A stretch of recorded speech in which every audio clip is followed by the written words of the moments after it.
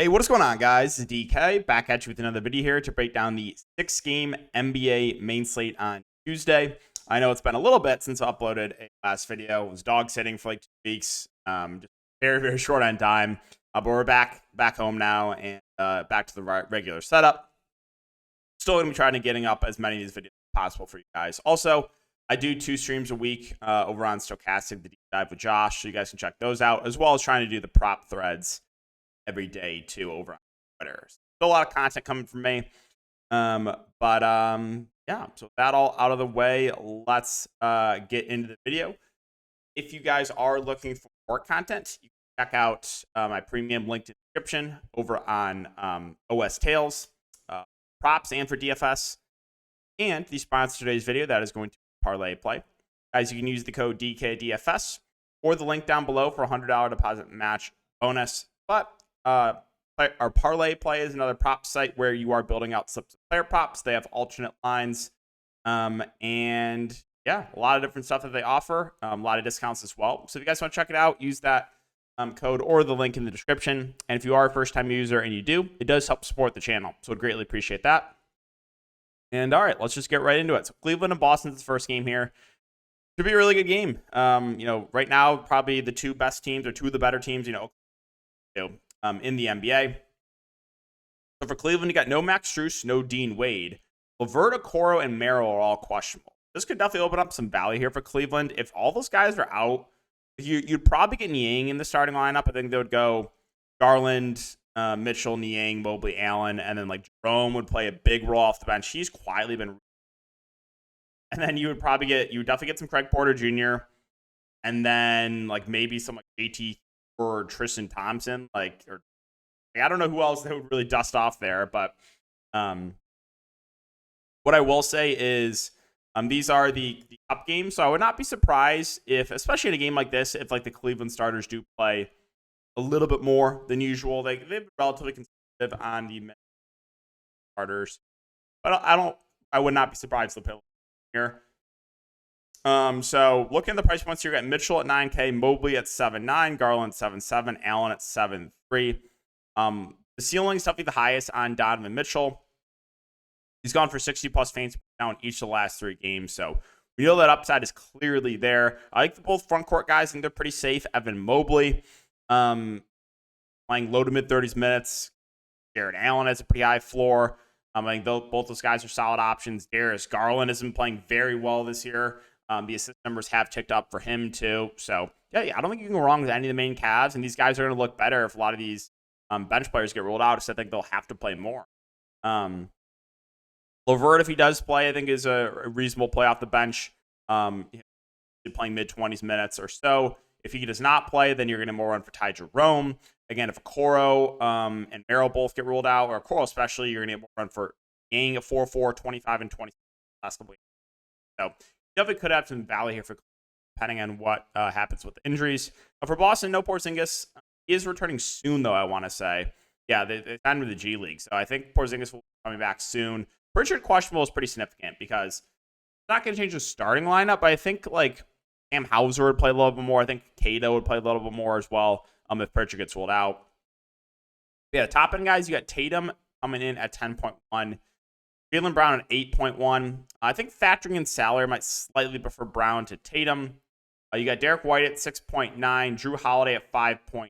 Looking at the mid-range guards here, I think I do prefer Jrue Holiday. And Holiday obviously, or Holiday would look better if Pritchard gets ruled out too. I think he get a slight minutes bump. Al Horford at 4.8. Should play around 30 minutes. Relatively safe value play. Kata, has been starting some games at the 5. Again, I think him and like Hauser would get a bump in minutes if Pritchard gets ruled out, just because they have to, patient a little bit. So those guys look a little bit better there. If Pritchard plays, I think he's fine. He was like massive chalk last night and was a pretty big bust, but kind of just an outlier, bad game there for him. Charlotte and Brooklyn. So Charlotte, no Mark Williams, no Nick Richards. Trey Mann's questionable as well. Grant Williamson starting at the 5 last 3 games, 31, 30, and 35 minutes in those games. So assuming he starts again, I think Grant Williams is a pretty solid value play. LaMelo Ball at 9.8. Like the upside on him, he should play mid to high 30s minutes in competitive game. The minutes have been very, very secure for Brandon Miller as well. The shot attempts have been there. The efficiency, not so much, but 20, 17, 18 shot attempts over the last 3 games. So still, Brandon Miller has a pretty high ceiling.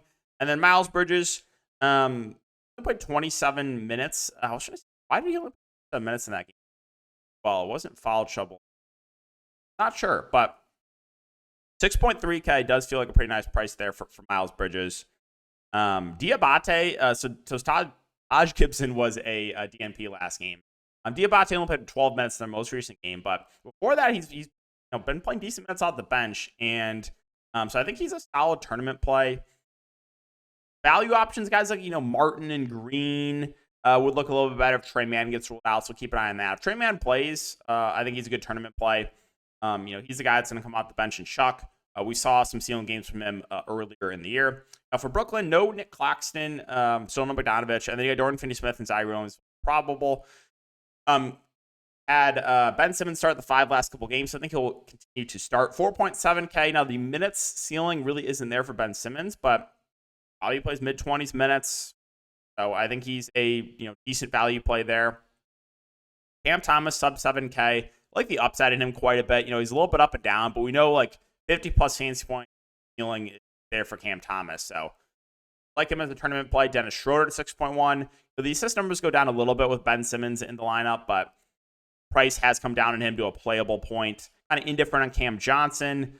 Dorian Finney-Smith and Zaire Williams have seen a bump in rebounding numbers, or the rebound chances, I should say, in games without Claxton. So Dorian Finney-Smith, I think, is a pretty safe value play, secure role in this team, playing around 30 minutes per game. Zaire Williams is playing good minutes as well. I think he's a solid value. Some interesting options on the bench. Like Jalen Wilson is 3.5K. Minutes a little up and down, but 20-plus in 3 of the last 4 games. So, yeah, I think he's a value play. Noah Conley will play some backup 5. I think he's okay, but I like the ceiling a little bit more with a guy like Jalen Wilson. Denver and Memphis really comes down to the stats of Nikola Jokic. Questionable. Changes everything. If Nikola Jokic is rolled out, Denver, there's a lot to like here. Dario Saric been starting last couple games for Jokic, 34 and 32 minutes. He's been smashing. While Murray gets a usage and assist bump with Jokic off the court. It would look really good if Jokic can't play. Michael Porter Jr. gets a usage bump if Jokic can't play. He actually had bench last game, though, because he was struggling, and Strother's playing really well off the bench. Brown, Watson, Westbrook, these guys all look better. Strother looks better if Jokic, right? You saw DeAndre Jordan play backup 5 minutes last game. Wanted to note that. If Jokic plays, a lot of these guys have been priced up a bit when he's been out, so there wouldn't be a ton to like of the secondary pieces if Jokic plays. If Jokic himself plays, I think he's fed up. But yeah, the Jokic news is huge enough for Memphis. No Ja. Zach Edey also out. Marcus Smart is questionable. Edey out. I expect Jay Huff and Brandon Clark to play majority of the center minutes. And then I think you could see a little bit of Jaren Jackson as well. So 3.3K for Jay Huff. 3.8K for Brandon Clark. I think both are pretty good values here. And then Jaren Jackson, again, I think could play a little bit at the 5 as well.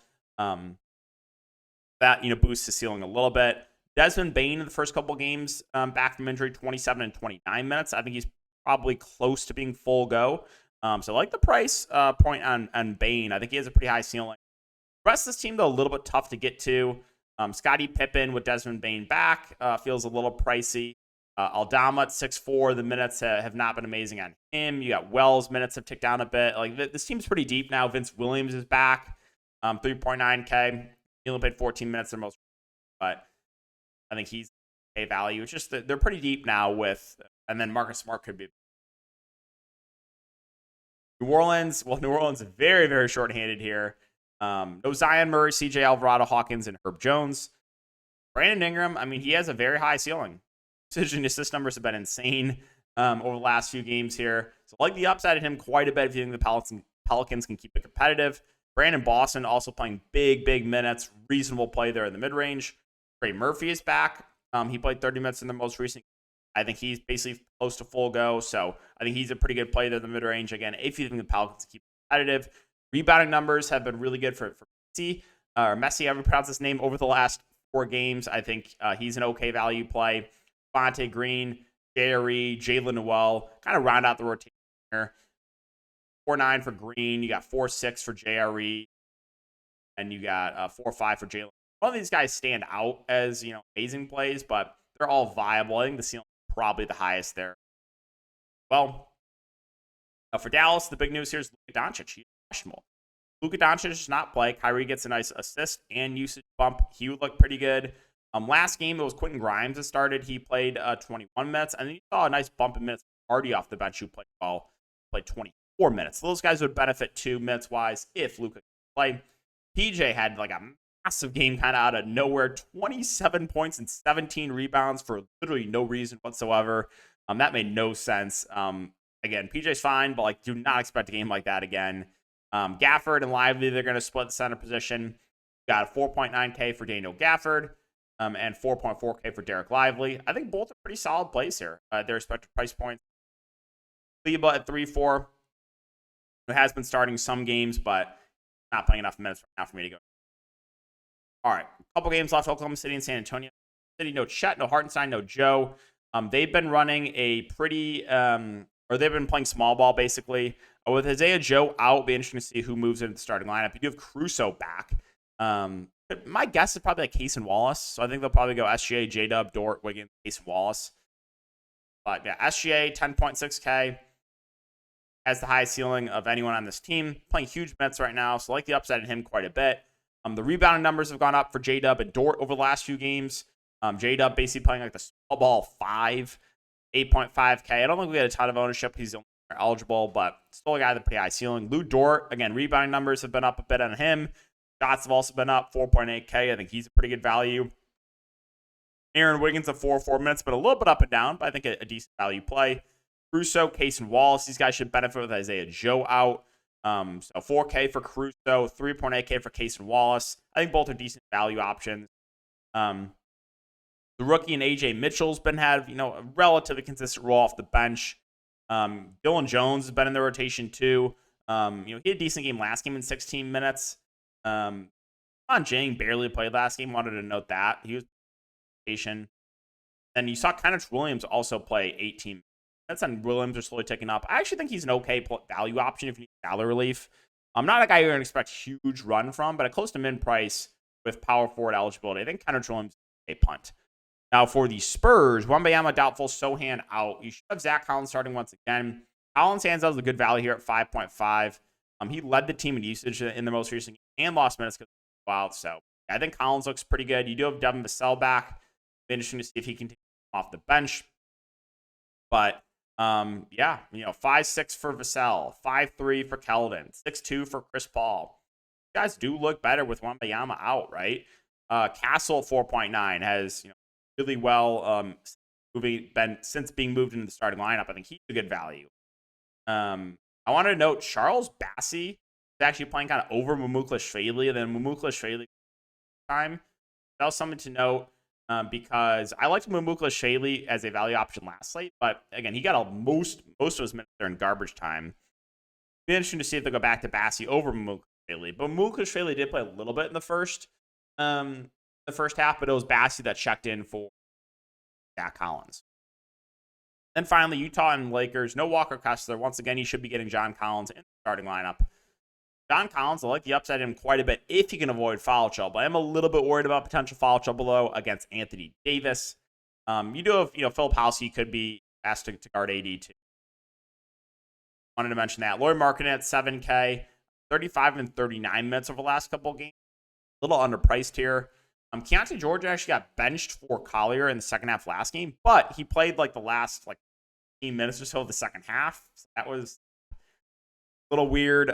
Sexton and Clarkson, I think, are both good tournament plays. Clarkson, 30-plus minutes in each of the last 4 games. I think he'll be relatively popular. I think Sexton will be relatively low on because of the last game, and he did deal with some foul trouble.